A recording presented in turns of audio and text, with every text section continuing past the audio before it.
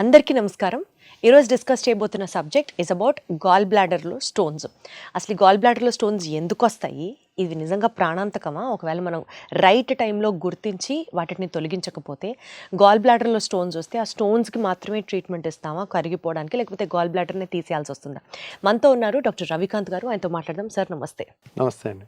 సరే, గాల్ బ్లాడర్లో స్టోన్స్ అని మనం వింటూ ఉంటాం, అది అసలు ఫస్ట్ ఎలా ఐడెంటిఫై చేస్తామండి?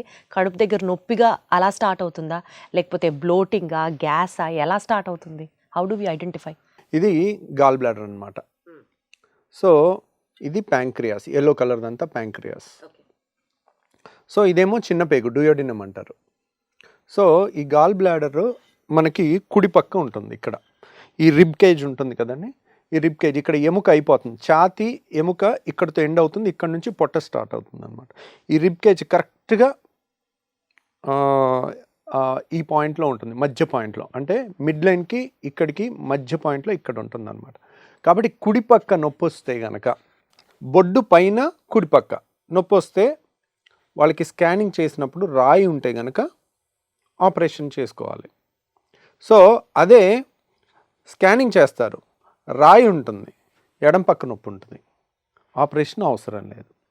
బొడ్డు కింద నొప్పి ఉంటుంది, ఆపరేషన్ అవసరం లేదు. రాయి ఉంది కానీ రాయి వల్ల బొడ్డు పైన కుడిపక్క మాత్రమే నొప్పి వస్తుంది దీనివల్ల. లేదంటే ఇంకా పైన కూడా రావచ్చు, రైట్ షోల్డర్ నొప్పి కూడా రావచ్చు. రైట్ షోల్డర్ నొప్పి వచ్చినా ఆపరేషన్ చేయాలి. నేను చెప్పే అన్నీ టెక్స్ట్ బుక్లో సువర్ణాక్షరాలతో లిఖించబడినవి. నేను చెప్పేవన్నీ ఏదో నా నోటుకు వచ్చిన సొల్లు కబుర్లు కాదండి. ఎందుకంటే మీరు జాగ్రత్తగా వినండి. చాలామంది ఏంటంటే వాళ్ళకి నచ్చినవి తీసుకుంటారు, నచ్చని విన్నట్టు వదిలేస్తారు. నేనేం చెప్తున్నాను, బొడ్డు కింద నొప్పి ఉండి రాయి ఉంటే చెయ్యొద్దు, ఎడం పక్క నొప్పి ఉంటే చెయ్యొద్దు, బొడ్డు పైన కుడిపక్క ఉంటే మాత్రమే ఆపరేషన్ చేయాలి. ఒక్కసారి వచ్చినా చెయ్యాలి. సో చాలామంది ఏమంటారు, సార్ నాకు నొప్పి వచ్చింది, స్కానింగ్ చేయించుకున్నాను, రాయి కనపడింది, నొప్పి తగ్గిపోయింది, నాకు ఇప్పుడు చేయాలా, నాకు ఇప్పుడు నొప్పి లేదు, నో పెయిన్ నో సర్జరీ అని నేను చెప్పాను ఇదివరకు మన వీడియోస్లో. గాల్ బ్లాడర్లో స్టోన్ ఉండి నో పెయిన్ నో సర్జరీ అని చెప్పాను. కానీ ఒక్కసారి కూడా వచ్చి ఉండకూడదు నొప్పి. ఒక్కసారి నొప్పి వచ్చినా సర్జరీ చేయాలి. ఏంటండి, ఒకసారి నొప్పి వచ్చి తగ్గిపోయింది కదా, ఇప్పుడు నొప్పి లేదు కదా, 6 నెలలు అయిపోయింది నొప్పి లేదు కదా, అనవసరంగా సారు రవికాంత్ సార్ కూడా కమర్షియల్ అయిపోయాడు. ఈయన దగ్గరికి ఈయనేమో నో పెయిన్ నో సర్జరీ అని యూట్యూబ్లో చెప్పారు. నేను వచ్చింది నొప్పి వచ్చింది తగ్గిపోయింది, ఇప్పుడు నొప్పి లేదు సార్, 6 నెలల నుంచి నొప్పి లేదు, అయినా వెళ్ళి కలిస్తే ఆపరేషన్ చేయాలని చెప్పారు, మీరు కూడా ఇలా అయిపోయారు ఏంటి అనే కోణంలో కూడా కొంతమంది చూస్తుంటారు. కాకపోతే నేను చెప్పేది నిశ్చితంగా వినండి. ఎందుకంటే మీ ఇంటి చుట్టుపక్కల వాళ్ళని ఎవరో ఒకళ్ళని రాళ్ళు ఉన్నాయి అనగానే నాకు రాళ్ళు ఉన్నాయని చెప్తే, అరో నాకు ఉంది, మా అత్తకు ఉంది, మా అత్త కోడలకు ఉంది, ఎప్పటి నుంచో ఉంది, 10 ఏళ్ళ నుంచి ఉంది, రాయి ఉంది, ఇప్పటిదాకా అలాగే ఉంది, నొప్పి లేదు, 10 ఏళ్ళ నుంచి 20 ఏళ్ళ నుంచి అలాగే తిరుగుతున్నాను, ఇవి వినుంటారు. ఇది కాయిన్కి ఒక సైడ్ మాత్రమే, ఒకవైపే చూడు రెండో వైపు చూడాలని అనుకోవద్దు అని అంటారు చూడండి. ఇది కూడా అంతే. మీరు ఈ రాయి ఇరుక్కుని పచ్చకామెర్లు వచ్చి ప్రాణం మీదకి వచ్చిన వాళ్ళని మీరు చూడరు. ఈ రాయి ఇరుక్కుని 35 ఏళ్ళ అమ్మాయి లేడీ చనిపోయారు, మీరు చూడరు. ఇది 5 నిమిషాల్లో అయిపోతుంది. నేను గాల్ బ్లాడర్ ఆపరేషన్ వీడియో కూడా అన్ఎడిటెడ్ వీడియో నేను పెట్టాను, 5 నిమిషాల్లో సర్జరీ అయిపోయింది. సో ఎందుకని, మొగ్గలో తుంచడం ఈజీ, దాన్ని బాగా నొప్పి వచ్చి యాంటీబయాటిక్స్తో తగ్గించి, మళ్ళీ చీంబట్టినా మళ్ళీ యాంటీబయాటిక్స్తో తగ్గించి, అలా 1 సంవత్సరం వరకు లాగి తర్వాత ఆపరేషన్ చేస్తే 5 నిమిషాల ఆపరేషన్ గంట ఆపరేషన్ పట్టుద్ది. గంట మత్తిచ్చి ఆపరేషన్ చేసే దానికి వచ్చే రిస్క్ 5 నిమిషాలు అయిపోయే ఆపరేషన్కి ఉండే రిస్క్ ఒకటే ఉండదు. రీసెంట్గా ఒక పేషెంట్ వచ్చారు. ఆ పేషెంట్ పాపం ఎంత బాధాకరం అనిపించిందంటే నాకు. సో ఎంతో నమ్మకంతో మన దగ్గరికి వచ్చారు. మన దగ్గరికి వచ్చేసరికి తనకి ఎప్పటి నుంచో నొప్పి ఉందా లేదా మనకు తెలియదు.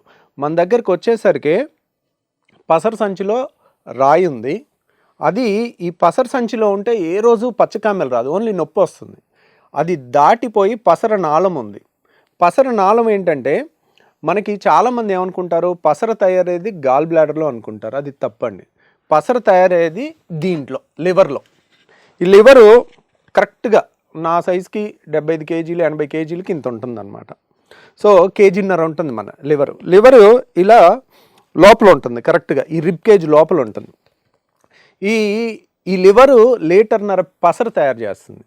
అది గాల్ బ్లాడర్లో వచ్చి ఒక గంట సేపు పావు గంట స్టోరేజ్ అయ్యి ఉండి పేగుల్లోకి వెళ్ళిపోతుంది. ఎందుకు? లివర్ తయారు చేసే పసరు అనేది ఫ్యాట్ డైజెషన్కి చాలా ఇంపార్టెంట్, కొవ్వుల డైజెషన్కి.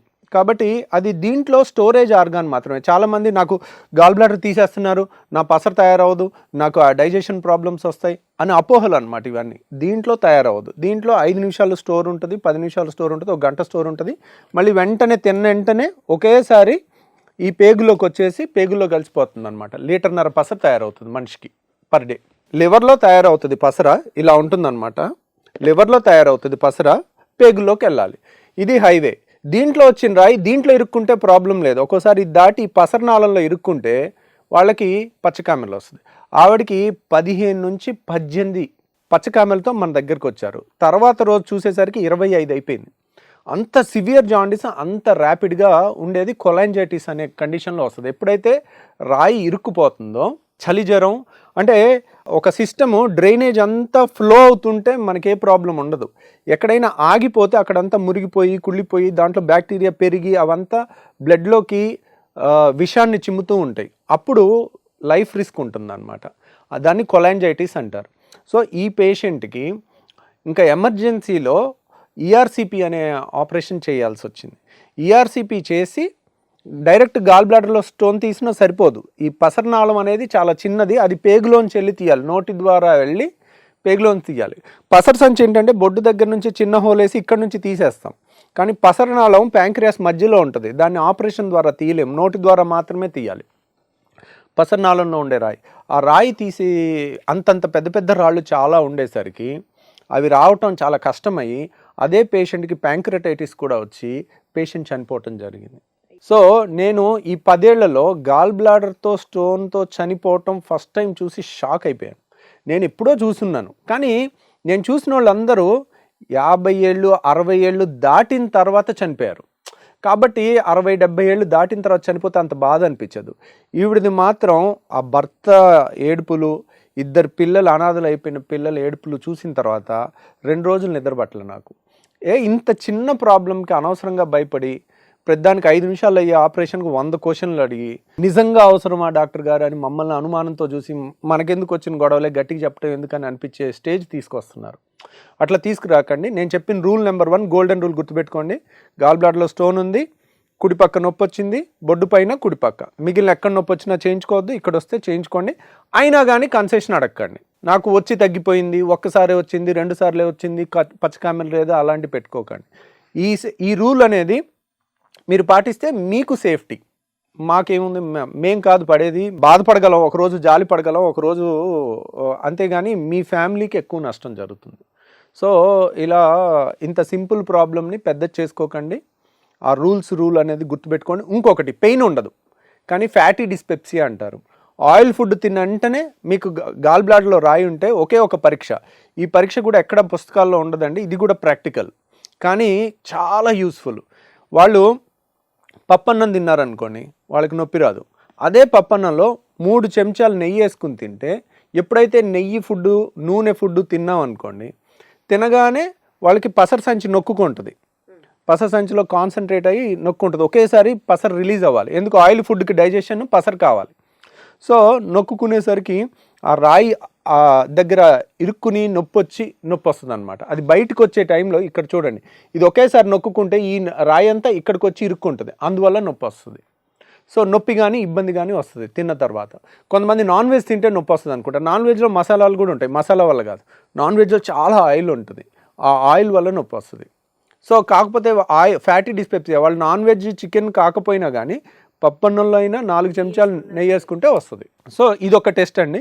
దీంట్లో ప్లస్ వచ్చినా కానీ మీరు వచ్చి మీ అంతటి మీరు వాలంటీర్ చేసి, డాక్టర్ గారు నాకు ఈ సమస్య ఉంది, మీరు చెప్పింది క్లియర్గా సరిపోతుంది, హ్యాపీగా చేసేసుకోండి, మా దగ్గర కాకపోయినా మీ దగ్గరలో ఎక్కడ ఏ డాక్టర్నా చేయించుకోండి, ఏం పర్వాలేదు. యాక్చువల్గా అయితే 5 నిమిషాలేనండి ఈ ఆపరేషన్ కరెక్ట్గా నేను చేసేది. మత్తు ఇవ్వటం పావు గంట, మత్తులోంచి బయటికి రావటం పావు గంట.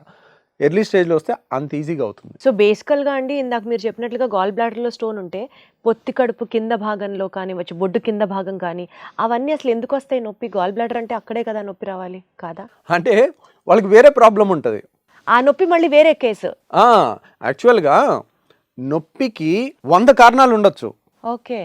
గాల్ బ్లాడర్ వల్లే అయ్యి ఉండాలి. వాళ్ళకి స్కానింగ్ చేస్తే గాల్ బ్లాడర్ స్టోన్ కనపడుతుంది. అంటే ఆ నొప్పి అనేది వేరే కేసు, ఈ గాల్ బ్లాడర్ లో స్టోన్ అనేది వేరే కేసు. ప్లస్ ఇప్పటికి కూడా గాల్ బ్లాడర్ చాలా మంది జనరల్ చెకప్ చేస్తారండి, చేస్తే స్టోన్ కనపడుతుంది. దానికి భయపడక్కర్లా, ఎందుకు నొప్పి లేదు మీకు. అది స్టోన్ ఉంది, స్టోన్ ఉంటే మీకు అన్నిసార్లు నొప్పి రావాలని రూల్ ఏం లేదు. స్టోన్ ఉండి నొప్పి లేకపోతే 20 ఏళ్ళైనా అలాగే ఉండండి. నేనేమి చేయించుకోమని చెప్పట్లా. నేను అడిగింది రెండు కుడిపక్క నొప్పి వచ్చినా ఇక్కడ కుడిపక్క ఎనీ సైడ్ ఇక్కడ నుంచి ఛాతీ చెస్ట్ మన కుడి భుజం వరకు ఎక్కడ నొప్పి వచ్చినా చేసుకోండి. ఫ్యాటీ డిస్పెప్సీ అంటే ఆయిల్ ఫుడ్ తింటే ఇబ్బంది కలిగినప్పుడు కడుపులో తెలియని ఇబ్బంది కలుగుతుంది. ఈ 2 కండిషన్స్ ఉంటే మాత్రం అశ్రద్ధ చేయాలి. అసలు ఈ గాల్ బ్లాడర్ లో స్టోన్స్ అనేవి ఎందుకు వస్తాయి డాక్టర్ గారు? గాల్ బ్లాడర్లో స్టోన్స్ అనేది దానికి పిగ్మెంట్ స్టోన్స్ అని ఉంటాయి, కొలెస్ట్రాల్ స్టోన్స్ అని ఉంటాయండి. దీనికి పలానా కారణం అని ఉండదండి. అవి stone composition cholesterol stones, non cholesterol stones, pigment stones అని ఉంటాయి. ఎందువల్ల అనేది ఒక్కోసారి ఖచ్చితంగా చెప్పలేము. ఫ్యాటీ ఫర్టైల్ ఫిమేల్ ఆఫ్ 40 ఇయర్స్లో వస్తుంది. అంటే ఫ్యాటీ అంటే లావున్న వాళ్ళకి వస్తుంది. సడన్గా బరువు తగ్గిన వాళ్ళకి కూడా రావచ్చు. అంటే మీరు సడన్గా ఉపవాసాలు చేసి ఒక 15 కేజీలు తగ్గారనుకోండి, ఈ పసర కాన్సన్ట్రేషన్ ఎక్కువ ఉంటుంది, అలాంటి వాళ్ళకి రావచ్చు. ఫ్యాటీ ఫర్టైల్ అంటే ఫర్టైల్ ఏజ్లో ఉన్నవాళ్ళు, అంటే 15 to 40 ఇయర్స్. ఫిమేల్స్లో ఎక్కువ ఉంటాయి మేల్స్ కన్నా స్టోన్స్. ఆ 40 ఇయర్స్ లోపల కానీ 40 ఇయర్స్ అరౌండ్ ఉన్న వాళ్ళకి ఎక్కువ వస్తుంది అన్నమాట. ఇలా వస్తుంది. కానీ ఎందుకు అనేది అది బైల్ కాన్సన్ట్రేషన్ ఎక్కువ ఉన్నప్పుడు, పసర కాన్సన్ట్రేషన్ ఎక్కువ ఉన్నప్పుడు అవి ఒక స్టోన్ ఫామ్ అవ్వాలంటే మీకు ఒక్కొక్క పొర దాంట్లో తయారవ్వాలంటే మీకు ఆల్మోస్ట్ ఒక 10 ఏళ్ళు పట్టుద్ది. ఈ సైజు స్టోన్ రావాలంటే వెంటనే వచ్చేవి, అవి స్లోగానే వస్తాయి అన్లెస్ మరీ కాన్సన్ట్రేటెడ్ బైల్ ఉంటే తప్పితే. సో బేసికల్గా ఇప్పుడు మీరు చెప్పినట్లుగా ఇమీడియట్గా సర్జరీ చేసేసాం అనుకోండి, వాళ్ళు తిరిగి వాళ్ళ నార్మల్ లైఫ్ స్టైల్కి వచ్చేయచ్చా? ఈరోజు మార్నింగ్ ఆపరేషన్ చేస్తే రేపు మార్నింగ్ ఇంటికి వెళ్ళిపోతారు. 3వ రోజు నుంచి అన్ని పనులు చేసుకోవచ్చు. ఓకే. కోత ఉండదు, కుట్టు ఉండదు. లాప్రోస్కోపీ ద్వారా తినాలి, ఇంకా ఫ్యాటీ ఫుడ్స్ తినకూడదు, అన్ని తినొచ్చు. అప్పుడు ఫుల్గా తినొచ్చు. ఓకే. ఎందుకంటే అప్పుడు ఫుల్గా ఆయిల్ ఫుడ్ తిన్నా కానీ పసర సంచి నొక్కుకోదుగా, పసర సంచే లేదు, డైరెక్ట్ లివర్లో తయారవుతుంది పసర, పేగుల్లోకి వెళ్ళిపోతుంది. హైవే ఉంది మనకి, కామన్ బైల్ డక్ట్ అనేది. గాల్ బ్లాడర్తో పనే లేదు. చాలా మంది అంటుంటారు, డాక్టర్ గారు దేవుడు నాకు గాల్ బ్లాడర్ ఇచ్చాడంటే దానికి ఏదో ఒక పని ఉండి ఉంటుంది కదా, మీరు తీసేస్తే ఎందుకు దానివల్ల నేను ఎన్ని బాధలు పడతానో తర్వాత మీకేం ఎలా అవనని మీరు గ్యారెంటీ ఎలా ఇస్తారు? ఏమండి, మనం ఊరికే తీయట్లా, దాంట్లో రాయి ఉంది, దానివల్ల ఇబ్బంది ఉంది, దాన్ని ఉంచుకోవటం వల్ల నష్టం చాలా ఎక్కువ ఉంది, అందుకని తీస్తున్నాం. మీరు రెండో వైపు చూడలేదు కదా, రెండో వైపు మేము చూస్తాం. మీకు చూసే ధైర్యం ఉంటే నా దగ్గరికి రండి. నా దగ్గర అన్నీ కుళ్ళిపోయిన గాల్ బ్లాడర్లు, ఇంత చీమబట్టిన గాల్ బ్లాడర్లు, దాని మీద ప్రాణం పోయిన వాళ్ళు, ఆ ఆపరేషన్ లేట్గా వచ్చినందువల్ల వాళ్ళ నెంబర్లతో సహా ఉంటాయి. వాళ్ళ ఇంటికి వెళ్ళి ఫ్యామిలీతో మాట్లాడితే మీకు తెలుస్తుంది. సార్, ఇప్పుడు గాల్ బ్లాడర్లో స్టోన్స్ ఉంటే స్టోన్స్ని మాత్రమే తీయడం అవ్వదా సార్? గాల్ బ్లాడర్ మొత్తం తీసేయాల్సిందేనా? గాల్ బ్లాడర్లో స్టోన్ మొన్న ఒకటండి, గాల్ బ్లాడర్లో స్టోన్ ఉంటే గాల్ బ్లాడర్ మొత్తం తీయాలి, స్టోన్ ఒక్కటి తీయకూడదు అనమాట. ఎందుకు తీయకూడదు అన్నారు అనుకోండి, గాల్ బ్లాడర్లో స్టోన్ ఒకసారి వచ్చిందంటే మనం స్టోన్ ఒక్కటి తీస్తే మళ్ళీ స్టోన్ తయారయ్యే అవకాశం ఉంటుంది. నెంబర్ 1, మళ్ళీ ఇంకోసారి ఆపరేషన్ చేయాల్సి వస్తుంది. రెండోది, పసర సంచి అనేది ఇంపార్టెంట్ అవయవం కాదు, దీన్ని తీసేసినా ఏం నష్టం లేదు, తీసేయటం తేలిక. ప్లస్ పసర సంచి వాల్ అనేది పేపర్ కన్నా పలుచుకుంటుంది. దాన్ని కట్ చేసి దాని లోపల రాయి తీసి మళ్ళీ కుట్టేస్తే అక్కడ నుంచి పసర లీకేజ్ అయితే ప్రాణం పోద్ది. ఇప్పుడు పేగు మందంగా ఉంటుంది, పేగును కట్ చేసి పేగును జాయిన్ చేసి కుట్లేయచ్చు. పసర సంచి పల్చగా ఉంటుంది, పొరపాటున దాని నుంచి పసర లోపల ఉండేది బయటకు వస్తే కనుక సెప్టిక్ అయిపోద్ది. అందుకని అలాంటివి చేయకూడదు. అలాంటిది కూడా కొంతమంది అడుగుతున్నారు, నా పసర సంచి తీయటానికి వీల్లేదు అంటే మనకున్న ఎక్స్పర్టీస్తో చెయ్యొచ్చు. నేను ఇదివరకు కూడా చేస్తున్నాను, రాయి ఒక్కటి కూడా తీసున్నాను. చాలామంది ఏంటంటే చైనాలో ఒక డాక్టరు ఓన్లీ పసర సంచి తీయకుండా రాయి తీస్తున్నాడని చెప్పి అక్కడ దాకా వెళ్ళి అది చేసి ఆ సర్జరీని లైవ్ తీసుకుని దాన్ని పోస్ట్ చేశారు. ఇదే చెప్తుంది, ఇది విపరీతం. నాకు అనవసరంగా గాల్ బ్లాడర్ తీయకుండా నేను ఇలా ఓన్లీ రాయే తీసుకుని వచ్చాను, ఈ ట్రీట్మెంట్ ఎవరు చెప్పకుండా అనవసరంగా గాల్ బ్లాడర్లు అందరు తీసేస్తున్నారు అని అంటున్నారు. కానీ మీరు 100 ఏళ్ల రీసెర్చ్ని డస్ట్బిన్లో పడేసినట్టు. సో అది చేసుకోవటం మీరు ఒక్కళ్ళు చేసుకుని బయటపడ్డారు. ఎప్పుడైతే అది కరెక్ట్ ట్రీట్మెంట్ అవుతుంది, మీరు 1000 మందికి చేసి కూడా ఒక్కళ్ళు చనిపోకపోతే అవుతుంది. ఇప్పుడు గాల్ బ్లాడర్ ఆపరేషన్ 1000 చేసినా ఆపరేషన్లో చనిపోయే వాళ్ళు ఉండరు మా దగ్గర. అక్కడ ఒక్కళ్ళు ఉన్నా చాలు, ఆ ఒక్కళ్ళు 100లో ఒక్కళ్ళకి దీనివల్ల సరిగ్గా చేయకపోయినా, చేసిన దగ్గర నుంచి లీకేజ్ అయినా అన్కన్వెన్షనల్ ప్రొసీజర్ చేయటం గొప్ప విషయం కాదండి. బట్ అసలు బేసిక్గా గాల్ బ్లాడర్ ఫంక్షన్ ఏంటి సార్ బాడీలో? గాల్ బ్లాడర్ కాన్సన్ట్రేట్ చేస్తుంది బైల్ని. అంటే దీంట్లో 1.5 లీటర్ తయారవుతుంది. తయారయ్యేది 24 గంటలు స్లోగా తయారవుతుంటుంది. ఇది దీంట్లో 1 గంట వచ్చి ఉందనుకోండి, దీన్ని కాన్సన్ట్రేషన్ 10 టైమ్స్ పెంచుద్ది. దీంట్లో పెంచి మనం తినగానే కొలిసిస్టోకైనిన్ అనే హార్మోన్ వస్తుంది. ఇప్పుడు మనం రుచికరమైన ఫుడ్ చూడగానే నోట్లోంచి ఉమ్ము ఎలా వస్తుందో, అలాగే ఈ పసరు కూడా నొక్కుకోవటానికి ఇది కరెక్ట్గా పేగుల్లోకి వెళ్ళి, ఇక్కడ మింగేగానే పేగుల్లోకి వెళ్ళేసరికి ఈ పసరు వచ్చేయాలని చెప్పి కొలిసిస్టోకైనిన్ అనే హార్మోన్ వచ్చి దీన్ని నొక్కేస్తుంది. నొక్కినప్పుడు ఒకేసారి కాన్సన్ట్రేటెడ్ బైలు పైగులోకి వెళ్తుంది. అది లేదనుకోండి, ఈ లివర్ నుంచి డైరెక్ట్గా ఈ పసరనాళంలోంచే స్టోర్ ఉండి దాంట్లోంచే వెళ్ళిపోద్ది. కాబట్టి యాజ్ సచ్గా గాల్ బ్లాడర్ తీసేసినా మనకి పెద్ద నష్టమేం లేదు. అంటే ఎందుకు దాన్ని అట్లా సేవ్ చేసుకోవాలి అని? ఇప్పుడు కిడ్నీలో రాయి ఉందనుకోండి, కిడ్నీ తీసేయము, 600 అయినా రాయే తీస్తాం. ఎందుకు? కిడ్నీ అనేది వైటల్ ఆర్గాన్. కిడ్నీ చాలా ముఖ్యమైన అవయవం. కిడ్నీ పోతే, కిడ్నీ ఫెయిల్ అయితే చాలా డేంజరస్ థింగ్స్. లైఫ్ అనేది నరకం కింద ఉంటుంది. గాల్ బ్లాడర్ పోతే ఏముండదు. అలాగా కొన్ని వేల గాల్ బ్లాడర్ తీసేసాం. ఇప్పుడు చాలామంది ఏంటంటే, ఇప్పుడు నేను తొడగొడితే వర్షం పడింది అనుకోండి, నేను తొడగొట్టినందుకు వర్షం పడలేదు. అది ఇది కూడా అంతే. గాల్ బ్లాడర్ తీసేశారు, ఓ సంవత్సరం తర్వాత వాళ్ళకి జలుబు వచ్చినా నాకు గాల్ బ్లాడర్ అప్పుడు తీసేసిన తర్వాతే జలుబు వచ్చిందని లింక్ చేశారనుకోండి, దెర్ ఇస్ నో రిలేషన్. నాకు గ్యాస్ ట్రబుల్ వచ్చింది, వేరే కారణం వల్ల రాయొచ్చు. మీరు ఏదైనా బయట తిని ఉండొచ్చు, ఇన్ఫెక్షన్స్ వచ్చి ఉండొచ్చు, రకరకాల కారణం ఉండొచ్చు. అలా 1% లింక్ చేయకూడదు. గాల్ బ్లాడర్ ని తీసేయడం వల్ల ఎలాంటి నష్టము లేదు బాడీకి. లేదు. అది ఇంకా దాంట్లో స్టోన్ ఏర్పడితే అది ఉంచుకుంటే ఇప్పుడు మీకు తీయట్లేదు, నాకు తీయట్లేదు, నార్మల్ ఉన్న వాళ్ళకి తీయట్లా. దాంట్లో రాయుండి ప్రాబ్లం ఉన్న వాళ్ళకి, రాయుండి కూడా నొప్పి లేకపోతే తీయొద్దు అంటున్నా. ఇంత క్లియర్ గా ఎవరు చెప్తారు సార్? ఇంత చెప్పినా కూడా ఇంకా ఏమన్నా దానికి ప్రాబ్లం ఎక్కడంటే, రాయి ఉండి ఎక్కడ నొప్పి ఉండకూడదో అక్కడ నొప్పి ఉన్నా కానీ వెయిట్ చేస్తారు. అది తప్పు. ఇంతకంటే క్లియర్గా ఎక్స్ప్లెయిన్ ఎవ్వరు ఇంత సింప్లిఫై చేసి చెప్పారండి. సో దయచేసి మీ భయాలన్నీ పక్కన పెట్టేసి నేను ఎప్పుడు చెప్తున్నట్లుగానే డాక్టర్ మీద నమ్మకం ఉంచుకోండి. అది మీకు మంచిది, అందరికీ మంచిది. Thank you so much sir. Thank you అండి.